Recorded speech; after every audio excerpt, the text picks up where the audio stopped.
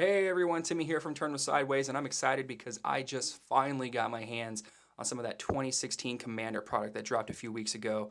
A little late to the party, I know, but life happens, and I love Commander more than any other format, with Pauper being the only close second. But I noticed an issue that I'm hoping other Commander players have noticed, and that's that the glaring issue in EDH is that all of the Boros commanders pretty much suck, I've noticed.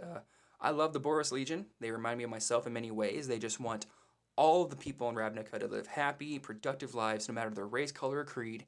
And if the people in Ravnica choose not to, then the Boros Legion will chop off their heads. Perfect. Seems legit to me. But with Commander 2016, we have two brand new Boros commanders. We have Akira Lineslinger and Bruce Tarl. So, yay, I guess. Bruce isn't nearly as bad as the Lineslinger, but that isn't saying much, right? She has First Strike and Vigilance. Those are fine keywords for a commander. She's a 2-drop. That's great for a commander, especially with those keywords. But she has a 0-3 base. You know what's really bad for a commander designed to swing? Having a 0-3 base. The way you capitalize on her is you play artifacts, and she gets +1/+0 for each one. Okay, that's great. Meaning you have to play the permanent type that is so easily and readily destroyed across the board in this format. Every deck can handle you, sometimes many times over. Seems like a bad idea.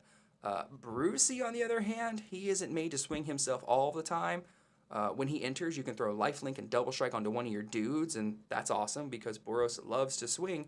And you can repeat this interaction every time Bruce here swings, so load him up and swing away. He doesn't really have too much else going on for him, but he's still pretty bad. The thing is, these two got me to thinking, why are the Boros commanders so bad? You know, where is a hardcore red-white player to turn when they want to play in Commander? So let's look at some of the other Boros commanders here. First off, let's go with Munda. He was a limited bomb, and he was pretty good in Standard, honestly. That rally trigger allows you to keep the pressure going, and he has haste, so the second you drop him, he can start poking booties. The problem is that, to capitalize, you need to play an ally deck. You need to play a red-white ally deck in Commander. That would be abysmal, and you would really have no chance of winning for the most part, so just go ahead and forget him. Kalamne was cool because she's a big buff chick, and I like chicks that can kick my ass. But Commander, she's just not, all right? I mean, at 4 mana, she's a 3/3 with double strike and vigilance. That's fine. That's actually pretty good. But to really take advantage of her, which sounds wrong, you have to start building and busting out 5-cost or more guys right and left to make her buff. She's not an impossible build around, but she's not great either. 3 that come to mind off the top of the head here, Adriana, Annex, and what's his name, and Zapala, they're all junk. You shouldn't let them lead your army. I'll just go ahead and dismiss them. I'm sure a lot of you are saying, hey, what about Gisela and Aurelia? And you're not totally off base to think of them as commanders. I just prefer them more as bombs that go into the deck instead of as my commander. With mana costs of 7 and 6 respectively, they tend to be better suited for the rank and file to me. But that's just an opinion. They're high-ranking officers in my decks. 3 more off the top of my head to dismiss here. Prevailer and Anna, the Merciless Angel. She's meh at best. And Agris, he's about as thrilled to be there as his artwork would have you believe.